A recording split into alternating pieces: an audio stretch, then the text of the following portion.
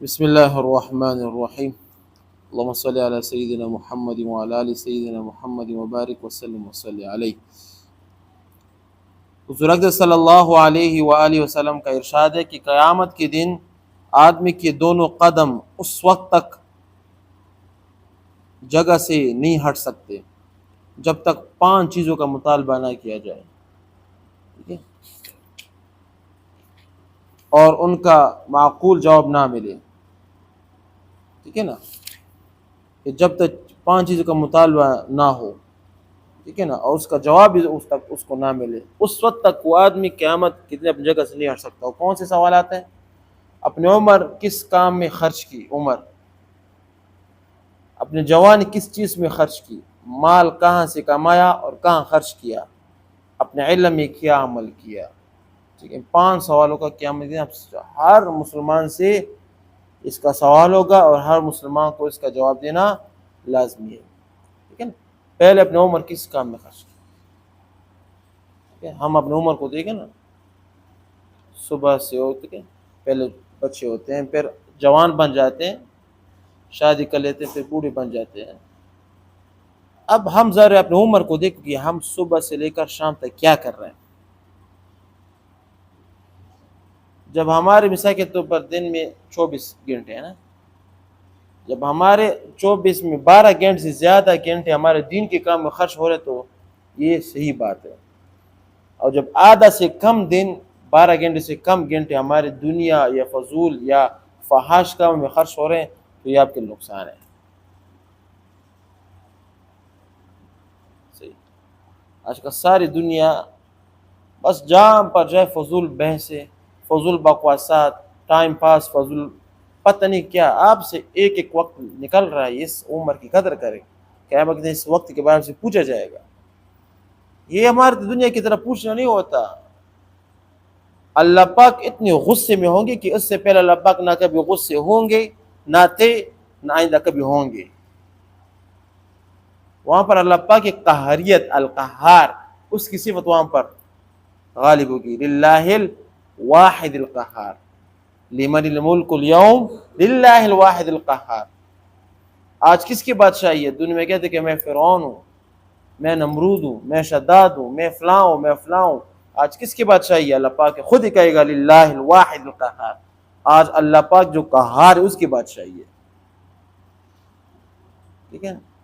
اس وقت ہم سے یہ سوالات ہوں گے، اس حالات میں جب انسان کو پتہ بھی نہیں چلے گا وہ اپنے ہاتھ کو کھائے گا، اس کو پتہ بھی نہیں ہوگا اس تمام ہاتھ کھایا ہوگا، انسان پسینے میں شرابور ہوگا، بس یہ نفسی نفس یہاں طرف سے، یا اللہ میری بخشش، یا اللہ میری بخشش، یا اللہ میری بخشش، حتیٰ کہ اپنے ماں باپ، اپنے بھائی بہن بچوں کا بھی خیال نہیں ہوگا۔ یہ بھی کہے کہ اے اللہ اس کو جہنم میں ڈال دو لیکن مجھے جنت میں ڈال دو، یہ آئے گا۔ یوم یفر المرء من اخیہ، اس دن جب بندہ اپنے بھائی سے بھاگے گا، امہ و ابیہ، اپنے ماں سے بھاگے گا، اپنے باپ سے بھاگے گا، وصاحبتہ لبنیہ، اپنے بیوی سے بھاگے گا، اپنے بیٹے سے بھاگے گا۔ ایسی حالت ہوگی، اس حالت میں سوال ہوگا۔ پہلا سوال کیا؟ اپنی عمر کس کام میں خرچ کی، ٹھیک ہے۔ دوسرا جوانی، جو جوان ہے نا، جوانی کس کام میں خرچ کی۔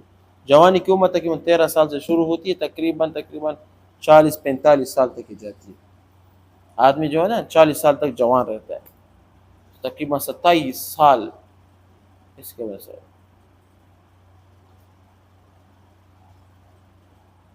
آج کل جوان کو ذرا دیکھیں، نوجوان کیا کر رہے ہیں، ہر برے کام کی طرف ہاتھ بڑھا رہے ہیں، دین سے دور ہو گئے، ماں باپ کا احترام ختم، بھائی کا احترام ختم، گالیاں گلوچ، فضول ایسے گالیاں دیتے ہیں کہ وہ کہتے ہیں کہ کبھی کسی زندگی میں بھی نہ ہو، ڈاکے یہ ڈالتے ہیں، شراب یہ پیتے ہیں، نماز یہ نہیں پڑھتے، غیبت یہ لوگ کرتے ہیں، حسد یہ کرتے ہیں۔ جو بہترین جوانی اس کے بارے میں کیا سوال ہوگا، ٹھیک ہے۔ اپنی جوانی کی حفاظت کریں، ٹھیک ہے، جوانی کو ضائع مت کریں، وہ دوست جو آپ کو نقصان پہنچا رہا ہے اس سے دور رہیں۔ تیسرا سوال مال، مال کہاں سے کمایا اور کہاں خرچ کیا، یہ 2 سوال ہو گئے. چار.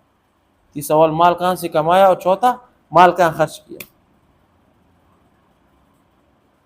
یہ مسئلہ آج کل اس سے اور بھی بڑھ گیا. کہتے ہیں کہ میں نے ایک دن میں امیر ہونا ہے، یہ نہیں دیکھنے کہ مال حلال ہے کہ حرام ہے، بس کمانا ہے. یعنی مال کہاں سے کمایا ہے، آپ نے حلال طریقے سے مال کو کمانا ہے، حلال طریقے سے جو اللہ پاک نے آپ کے لیے وضع کیا ہے، اور حلال جگہ پر اس کو خرچ بھی کرنا ہے.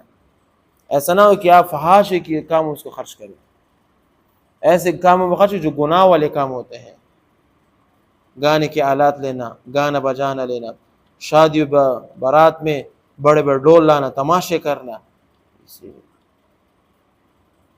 آپ نے مال تو کمایا ہے حلال طریقے، لیکن اس کو خرچ کریں حرام طریقے پر، اس کے بارے میں آپ سے سوال ہوگا. نمبر 5، اپنے علم پر کتنا عمل کیا. یہ علماء کے لیے، علماء جو علم حاصل کر رہے ہیں نا، اس پر قیامت اس سے پوچھا جائے کتنا عمل کیا ہے.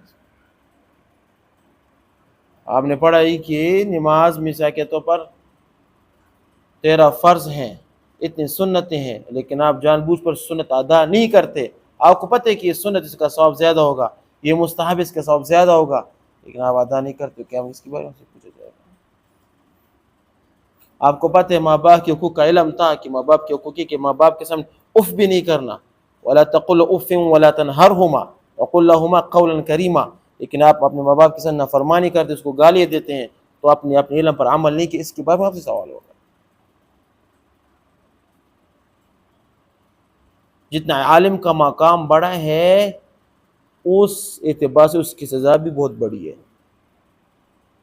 جو نزدیک ہوتا ہے نا اس کی معمولی سی غلطی پکڑی جاتی ہے. تو آپ کہتے ہیں کہ جو دنیا میں کسی کے نزدیک ہوتا ہے نا اس کے چھوٹی سے چھوٹی غلطی کو بھی کیا پکڑا جاتا ہے، کیونکہ وہ آپ کے نزدیک تھا، آپ اس سے واقف تھے. علماء اللہ کے نزدیک ہوتے ہیں، وہ اللہ پاک کو پہچانتے ہیں. اللہ پاک علماء کی معمولی سی غلطی بھی پکڑ لیتے ہیں، اس کی معمولی غلطی سے بھی اس کو جہنم میں کیا کرے، ڈال دیتے. تو اللہ پاک ہمیں ان سب باتوں پر عمل کرنے کی توفیق عطا فرمائے. وآخر دعوانا الحمدللہ رب العالمین.